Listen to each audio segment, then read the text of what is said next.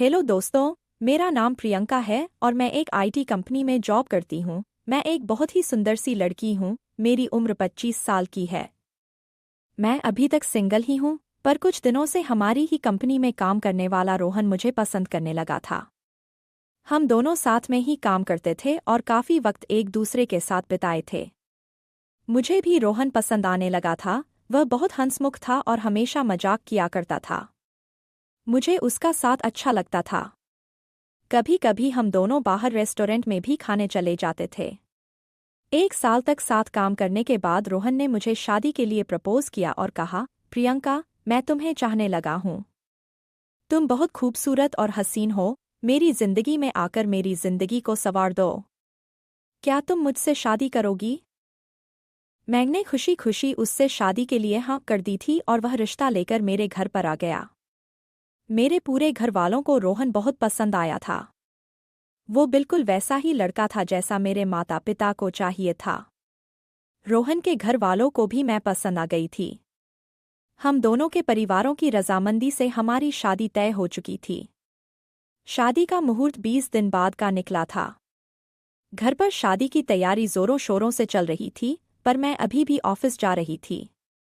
मैंने सोचा था कि शादी के 2 दिन पहले ही छुट्टी ले लूंगी, क्योंकि प्राइवेट कंपनी में छुट्टी मिल पाना थोड़ा मुश्किल होता है।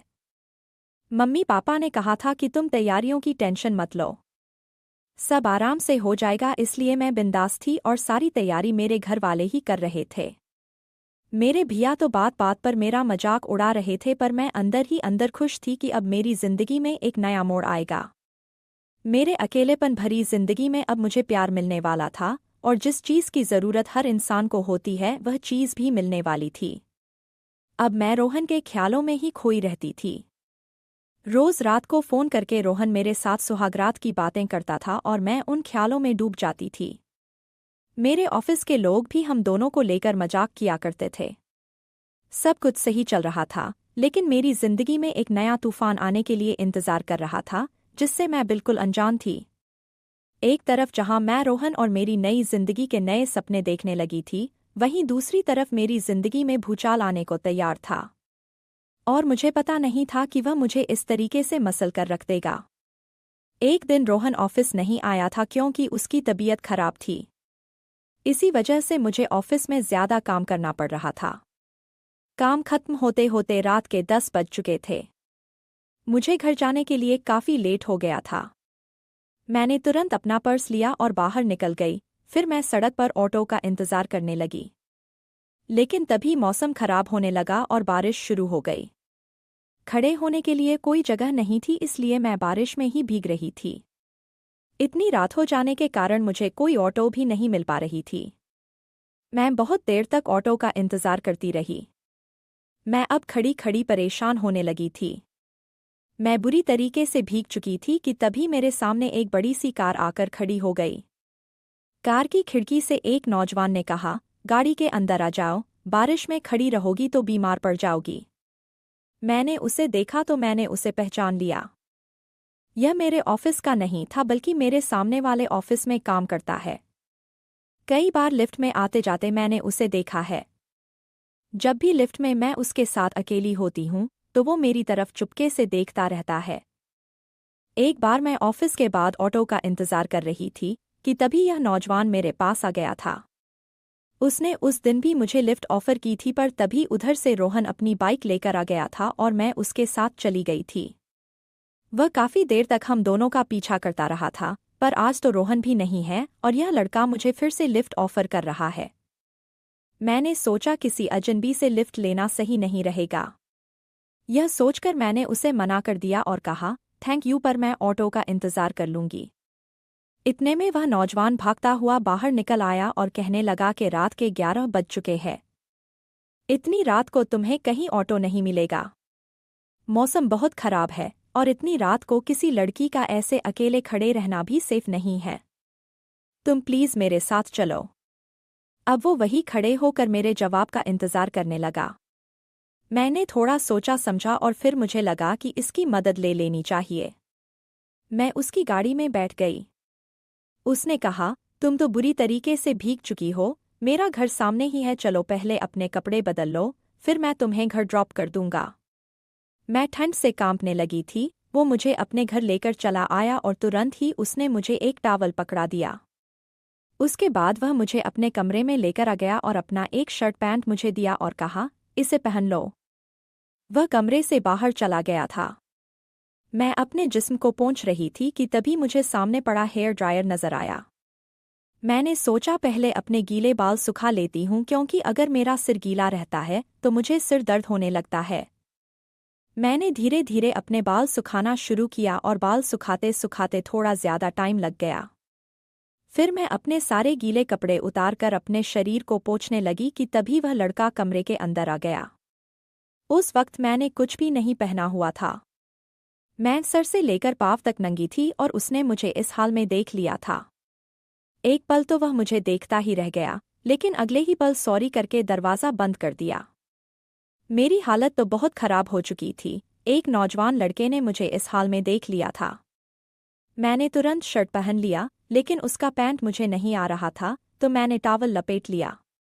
उसके बाद जब मैं बाहर निकली तो उसने कहा, मुझे माफ़ करना पर मैं तो दरवाज़ा खटखटा के आया था, तुमने जवाब क्यों नहीं दिया?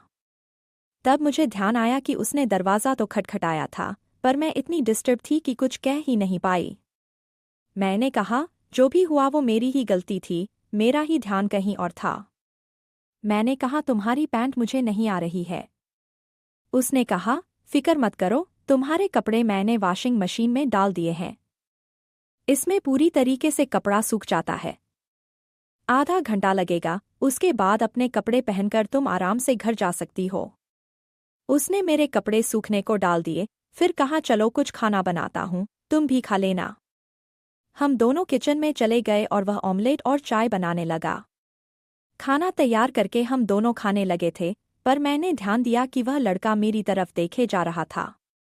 तभी मुझे ख्याल आया कि मैंने अपनी शर्ट की ऊपर वाली बटन खुली ही छोड़ दी है और वह मेरे जिस्म को देख रहा है।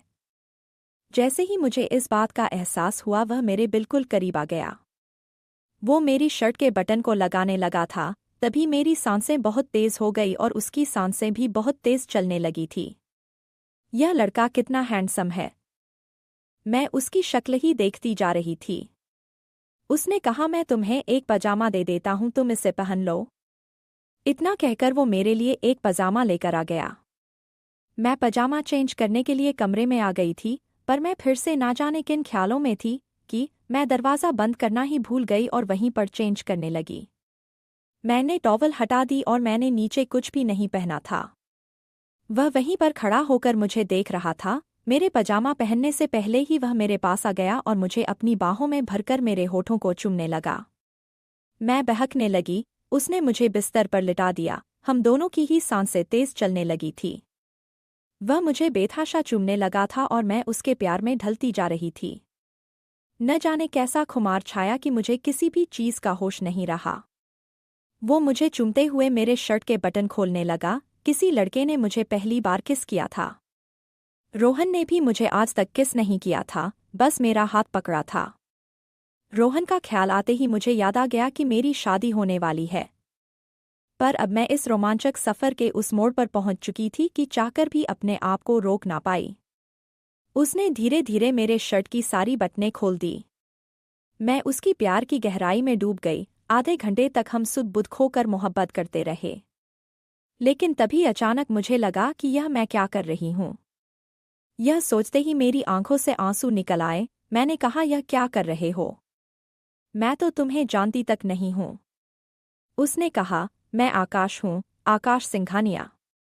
यह नाम सुनते ही मैं चौंक उठी, क्योंकि मेरे बगल वाले ऑफिस का सीईओ आकाश सिंघानिया है। यानी कि यह एक काफ़ी रईस लड़का है, और ये कहीं मुझे जानता तो नहीं, क्योंकि हर वक्त यह मुझे अपनी बिल्डिंग के आसपास मिल जाता है और मेरे साथ रोज लिफ्ट में एक साथ ही चढ़ता उतरता है। लेकिन मैंने कभी उस पर ध्यान नहीं दिया था। मैंने कहा, रुक जाओ, इससे ज्यादा कुछ नहीं करो। हालांकि मैं खुद को ही रोक नहीं पा रही थी, पर शायद वह मेरी आंखों में आंसू देखकर रुक गया और कमरे से बाहर चला गया। उसने अपनी हद पार नहीं की थी और मेरी इज्जत सही सलामत थी। मैं जल्दी से उठी तो देखा मेरे गीले कपड़े सूख चुके हैं। मैंने जल्दी से अपने कपड़े पहन लिए और बाहर आ गई। आकाश मुझसे नजरें नहीं मिला रहा था पर मैं उससे बात करना चाहती थी। वह मेरी तरफ बिना देखे बोला, चलो प्रियंका तुम्हें घर ड्रॉप कर देता हूँ। हम दोनों कार में बैठ गए। मैं चाहती थी कि आकाश मुझसे बात करे, जो कुछ भी हमारे बीच में हो चुका है उसके बारे में कुछ तो कहे, पर वह तो मुझसे नजरें तक नहीं मिला पा रहा था। मेरे घर के पास आकर वह रुक गया और बोला, चाहो तो छाता ले जा सकती हो। मैं उसकी तरफ देखने लगी थी तो उसने अपना पर्स निकाला और अपना कार्ड मुझे दे दिया। मैं कार्ड को हाथ में लिए उसके कुछ बोलने का इंतजार करने लगी, पर वह खामोश रहा। अचानक ना जाने मुझे क्या हुआ, मैं उसके करीब चली गई और उसके होठों पर किस किया। वह मेरी तरफ प्यार भरी नज़रों से देखता रहा। मैं कार से उतरकर अपने घर आ गई थी। अपने बेडरूम में जाकर आधे घंटे तो मैं यही सोचती रही कि आज क्या हो गया। तभी उसका कार्ड मैंने देखा तो उसमें उसका फ़ोन नंबर था। बिना सोचे ही मैंने उसके नंबर को डायल किया। आकाश ने फ़ोन उठाया तो मैंने कहा, मैं प्रियंका बोल रही हूँ, आज जो कुछ भी हुआ। उसने मेरी बात को बीच में ही काटते हुए कहा, मैं उसी के बारे में सोच रहा हूँ, अपने बेड में लेटे लेटे उन यादों में खोया हुआ हूँ। वह मेरी जिंदगी का सबसे खूबसूरत लम्हा था। न जाने मेरे दिल को क्या हो गया था, यह कौन सा खिंचाव था कि मैं आकाश की ओर खिंचती चली जा रही थी। और यही सब सोचते सोचते मैं सो गई थी। अगले दिन जब मैं सुबह उठी तो मोबाइल लेकर आकाश को गुड मॉर्निंग का मैसेज भेजा। आज शनिवार था और हमारी छुट्टी थी, इसका मतलब मैं आज आकाश को नहीं देख पाऊंगी। तुरंत उसका रिप्लाई आया, आज क्या कर रही हो? मुझे आज शादी की शॉपिंग के लिए जाना था पर मैंने उसे लिखा कि मैं आज फ्री हूँ। यह मोहब्बत थी या कुछ और, पता नहीं। उसने लिखा, मेरे घर पर लंच पर आ जाओ, 12 बजे तक आ जाओ, मैं लंच तैयार रखूंगा। मैंने घड़ी देखा तो 10 बज चुके थे, मैं जल्दी से तैयार हो गई। अपनी मम्मी पापा से कह दिया कि मैं अकेले शॉपिंग पर जा रही हूँ, आज मुझे रोहन से भी मिलना है। लेकिन उससे पहले मैं आकाश से मिलना चाहती थी। जो कुछ भी हमारे बीच में हुआ था उससे मेरी जिंदगी में भूचाल आ चुका था। मैं खिंचती हुई उसके घर 12 बजे तक पहुंच गई।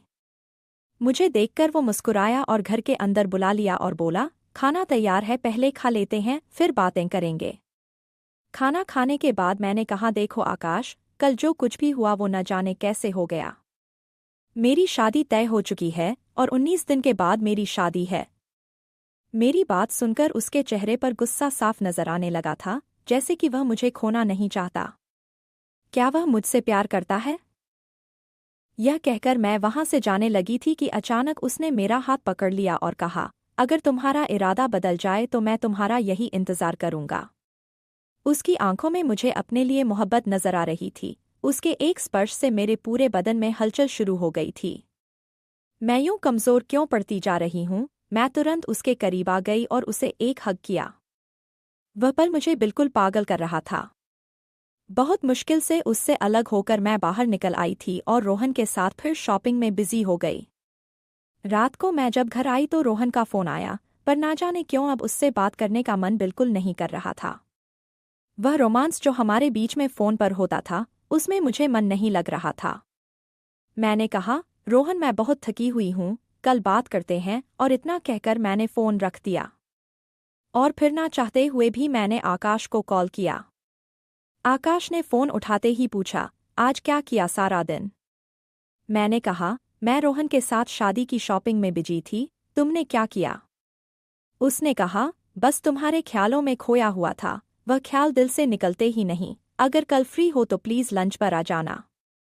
मैंने कहा, मैं नहीं आऊंगी, तुम्हें पता है मेरी शादी होने वाली है, कहकर मैंने फ़ोन रख दिया। पर ना जाने वो कौन सी शक्ति थी कि अगले दिन 12 बजे फिर से मैं उसके घर पर पहुंच गई थी। आकाश मुझे देखकर मुस्कुराने लगा और फिर मुझे अंदर बुला लिया। खाना खाने के बाद हम दोनों सोफे पर बैठे हुए थे। अचानक वह मुझ पर टूट पड़ा और मुझसे प्यार करने लगा।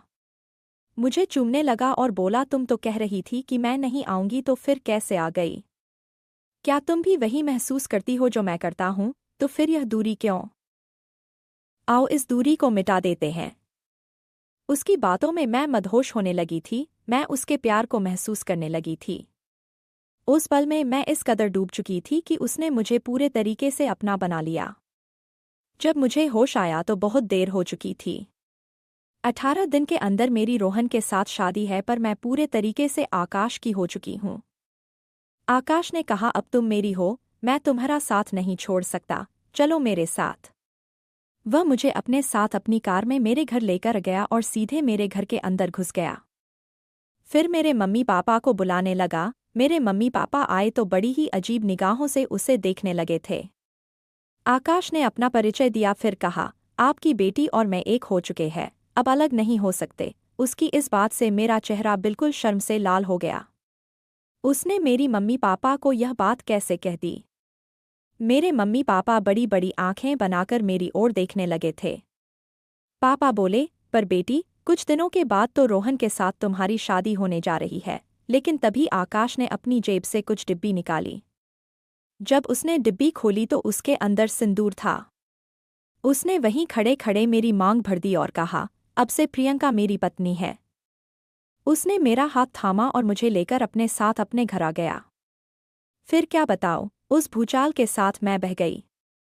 रोहन का दिल टूट चुका था, क्योंकि हमारी शादी टूट गई थी। मेरे मम्मी पापा को तो मानो विश्वास ही नहीं हो रहा था कि यह हुआ क्या, और ना ही मैं कुछ समझ पाई थी कि किस कदर मैं एक अनजान लड़के के इतने करीब आ गई थी कि अपनी खुद की शादी तोड़कर उसके साथ घर बसा लिया था। पर शायद यही मोहब्बत है। कई बार मोहब्बत में हम अपना होशो हवास गवा बैठते हैं, और यही हुआ था मेरे साथ।